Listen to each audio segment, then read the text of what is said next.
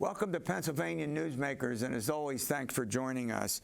Well, we're going to talk about students it is September and they're back in the classroom. We're going to talk about a special tuition program for them. But before we do that, let's talk about saving for retirement, preparing for retirement. It's something that we all need to think about, and we'll get to those subjects and more after these words. Welcome to the fast-paced and unrehearsed weekly discussion featuring the leaders who help shape your world. Join us as we address the issues that impact you each and every day. This is Pennsylvania Newsmakers. And now, here's your host, Terry Madonna. I'll tell you, retirement, it's something we don't think about until we get older. At least we should start thinking about it much earlier. Well, joining me to talk about that is Patrick Conway. He's the president of CrossState Credit Union Association, and Kelly Botti. She is the CEO of TruMark Financial Credit Union.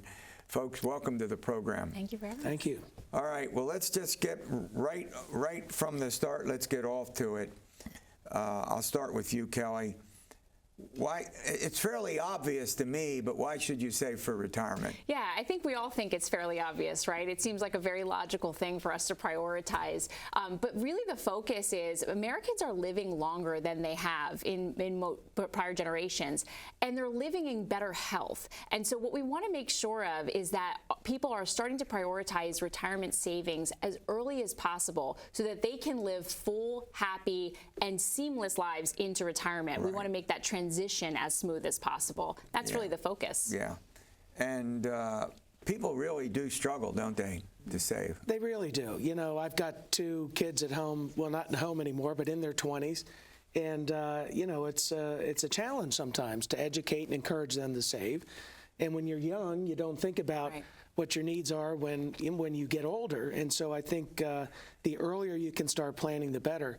You know, many folks will be retired for 30 years, in some cases longer. That's a great point. That's a great point. That's a long time. Absolutely. And I think the information you provided me indicates that you need up to 80% of your current income, whatever that source is, 80% to continue to live comfortably. Is that correct? Yeah, and that's what we want to talk about is really that seamless transition is really important. So you want to keep that percentage of your current lifestyle in mind, your current income in mind, so you can keep and maintain your current lifestyle. Yeah. That way retirement is as much of an interruption, or it doesn't feel like a penalty, right? It feels like a reward. And that's what we want people to think about as early as possible. Yeah.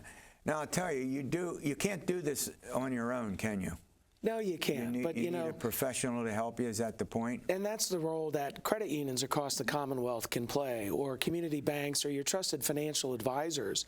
There's a lot of resources out there, and we encourage consumers to take advantage of their trusted partnerships that they have. You know, there's a lot of certified financial counselors available at financial institutions that can really help consumers and families plan for that next phase in that retirement. Did you want to say something? Go ahead. Yeah, I was going to add too, you know, I think a big misnomer in retirement savings is that it's financial advisors are for the wealthy. And truthfully, they're for everyday Americans. And that's a great point. That's the benefit that credit unions and community banks can really provide everyday Americans. It is really about helping you prepare for and plan for the best possible chapter of your life. And it's not easy, is it? I mean, it's tough to save for retirement, and only a little more than half of us do. This is true. Yeah, about 50% do. Yeah. And so that's a real problem for America. And I think it's you've got to, you know, it's difficult to save money and not to spend, and think about putting money away for some, you know, time that's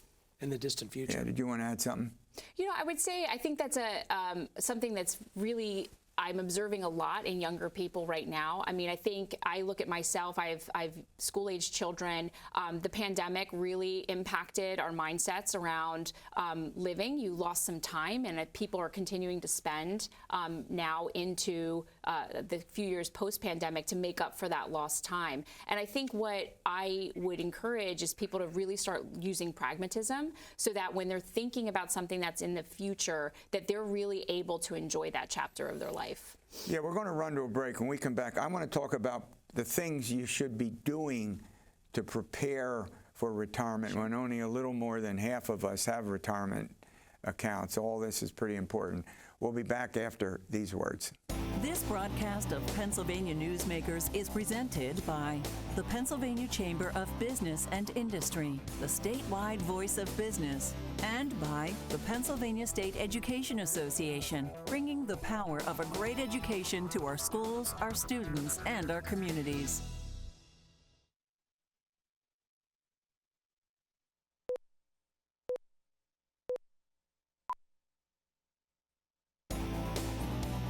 This broadcast of Pennsylvania Newsmakers is brought to you by the Pennsylvania Highway Information Association, the go-to source to learn about transportation projects and issues. Please visit pahighwayinfo.org. And by the Pennsylvania Manufacturers Association. Business in Pennsylvania is our business. Well, the Department of Labor offers some tips to prepare consumers for retirement, and these are pretty important. So I'll start with you, Patrick. Give me a couple. Sure. Well, I think the first and foremost is take advantage of your employer's programs. There's very few pensions out there today, but there are still some in existence. 401k plans, IRA programs.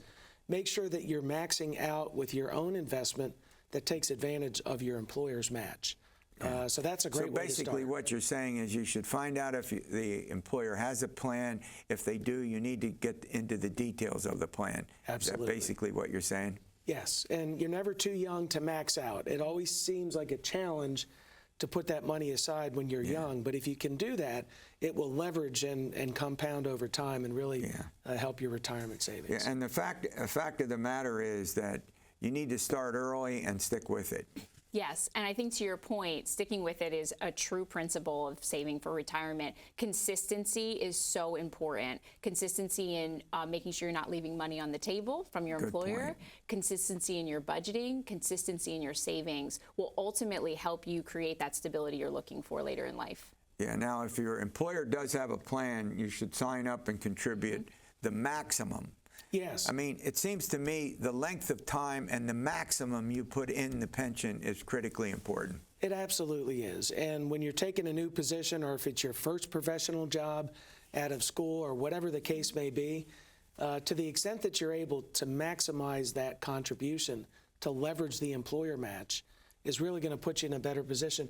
And the other part of it, Terry, is to train yourself to save early, and try to avoid the impulse to buy the latest toy or gadget or thing that you're interested in.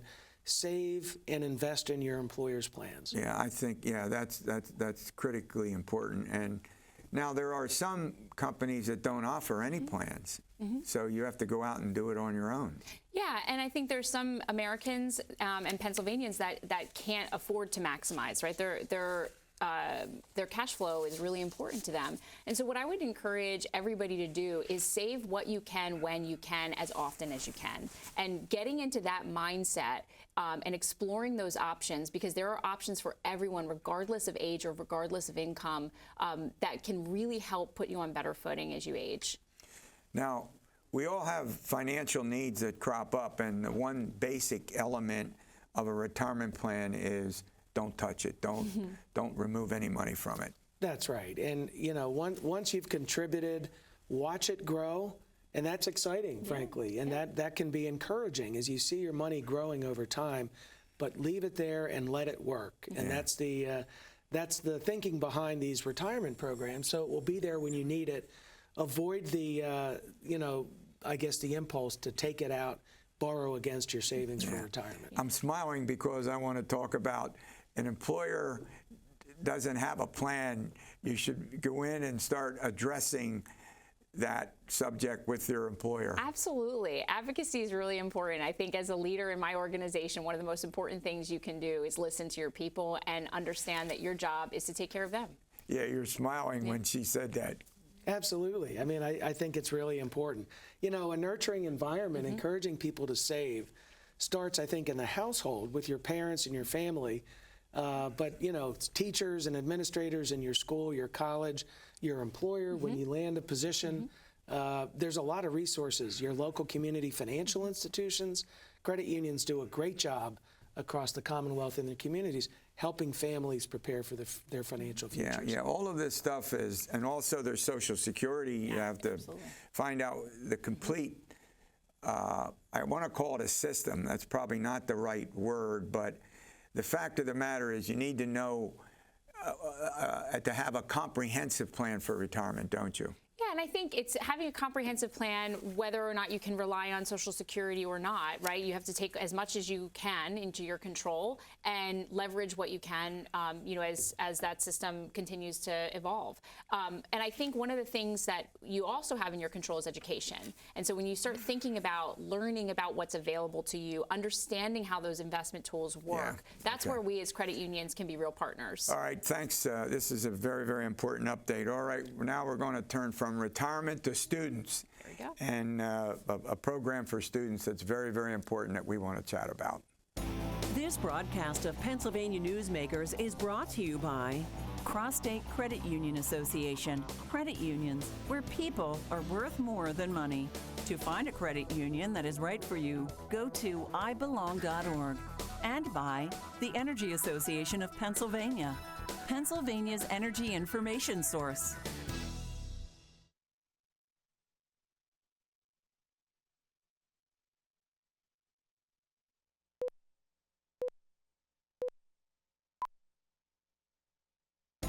This broadcast of Pennsylvania Newsmakers is brought to you by the Association of Pennsylvania State College and University Faculties, representing the faculty and coaches who are devoted to providing quality public higher education for Pennsylvania's college students. Welcome back. Well, as I indicated, the students are back in school, and we're going to talk about a very important program that was developed by Eric Greenberger. He's a teacher at Wallenpaupack, by the way, Aeronautical Science and Aviation. Wallenpaupack is in the northeastern part of Pennsylvania. Is that correct? That is correct, Terry. Yeah, okay. We're just up here on the border of Pike County and Wayne County. Pike, and so it's basically a rural county, a rural school district. Yeah, very rural area. Absolutely. Oh, that's important. We have a very complicated, large, and diverse state. Okay, well, here we go. You developed an aviation program about 3 years ago for students at your high school. Tell us about this aviation program first. Yeah, absolutely. First off, thanks so much for the opportunity. Really glad to be here. And I'm so excited to talk about our aviation program here at Wallenpaupack Area High School. So our program is known as WASA, which stands for Wallenpaupack Aeronautical Science and Aviation, like you said. And what we're doing here is really special. We're preparing young folks in our community for some amazing careers in the aviation industry, and we're doing it through 4 specific pathways. Those pathways include professional pilot, air traffic control, aviation maintenance, and aviation management. Yeah, the fact of the matter is that I spend a lot of time reading about schools because I'm in education, and I must tell you, I didn't realize there was something like an aviation program for students in our state. Yeah, that's absolutely correct. We don't really have a whole lot of high schools, and this is not just a statewide issue. This is a nationwide issue. We don't have a whole lot of high schools that are preparing kids for careers in this industry. It's kind of overlooked. Yeah. And by the way, in the notes that I received, you got this program started for, what, $3? 3? Yeah. Is that correct? That's absolutely right, Terry. That's absolutely right. Yeah, about 3 years ago, when I was putting this program together, I, like so many other people in the country, recognized that there's a huge deficiency in a qualified workforce for the aviation industry. So, you know, I went to our school's administrative team and I expressed to them what we wanted to do, why we wanted to do it, and how we were going to go about doing it. The only issue that we faced was funding. What's what? Was funding. Funding was an issue for us. Yeah, well. So anyhow, we did, in fact, start this program with $3. One of those dollars is right behind me. That's a Cessna 150 that we have right here in our classroom. I see it, yeah. Absolutely. So, yeah, we're very lucky to work with some very generous and gracious people in the industry and also in the community. So for $3, we started this program off. with 3 airplanes. We got ourselves a single-engine trainer, Cessna 150. We got ourselves a twin-engine Cessna 310. And we were even able to get ourselves a Mooney, which is a high-performance complex airplane. So is this program expanded? This program is absolutely expanding. Absolutely. So just like the aviation industry itself, WASA is a program that continues to grow. Each year, we have more and more people reach out to us. We create more opportunities for our students, and we pursue further coursework. All right, let's run to a break. There are several other questions I have, and that is your flight simulator. There's a whole bunch of important things that I think are worth having you chat about. We'll be back after these words. This broadcast of Pennsylvania Newsmakers is brought to you by the Pennsylvania Medical Society. Inspired physicians committed to the good health of Pennsylvanians and the advancement of the practice of medicine.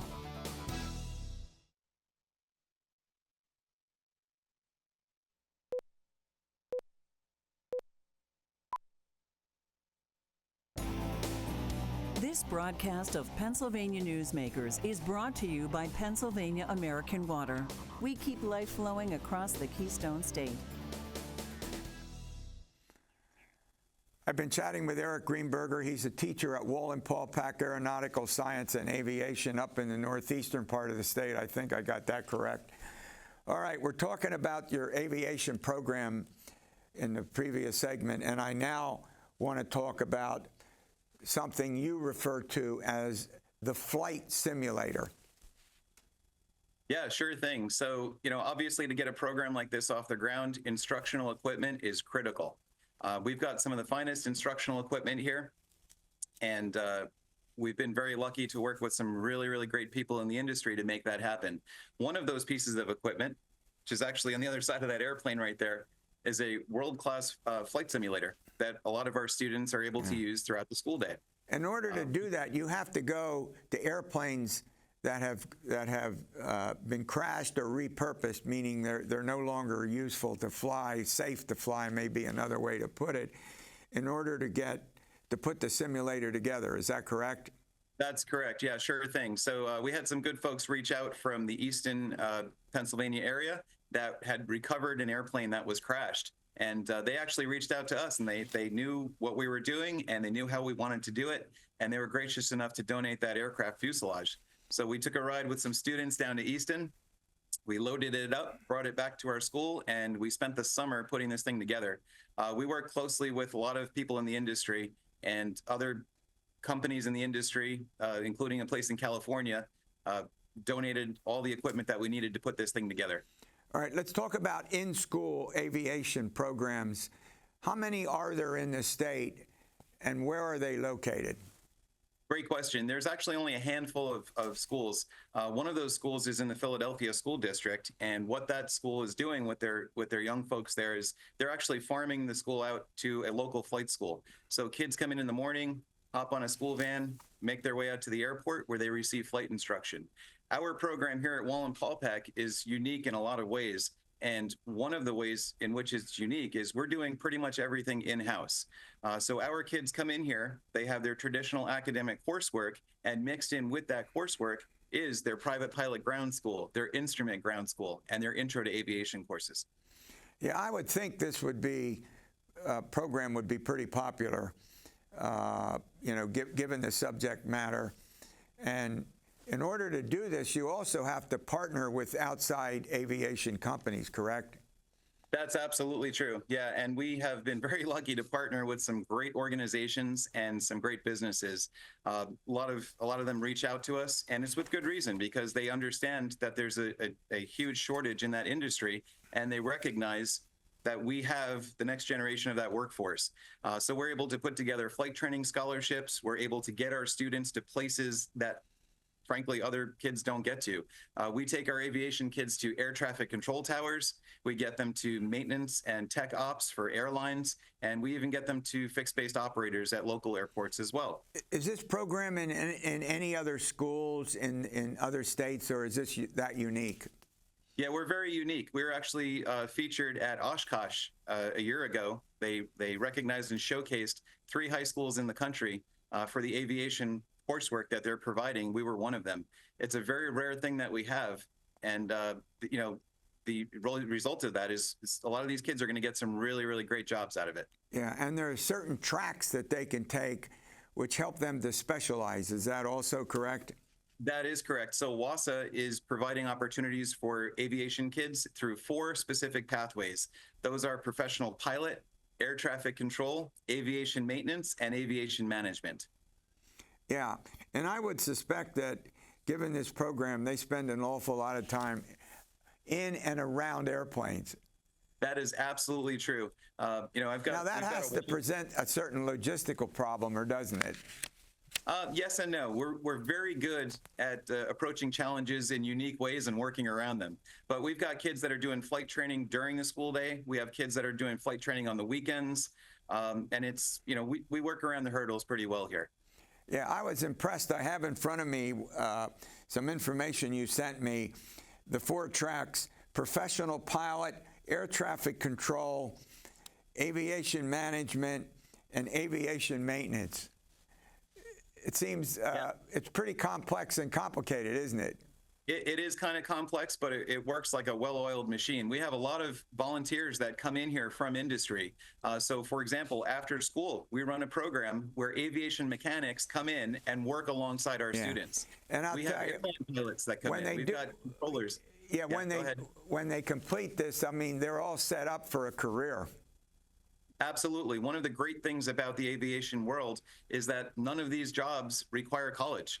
We've got a large student population now that are recognizing career opportunities that don't require college, a 2-year, a 3-year, a 4-year program, and that's a big savings on their part.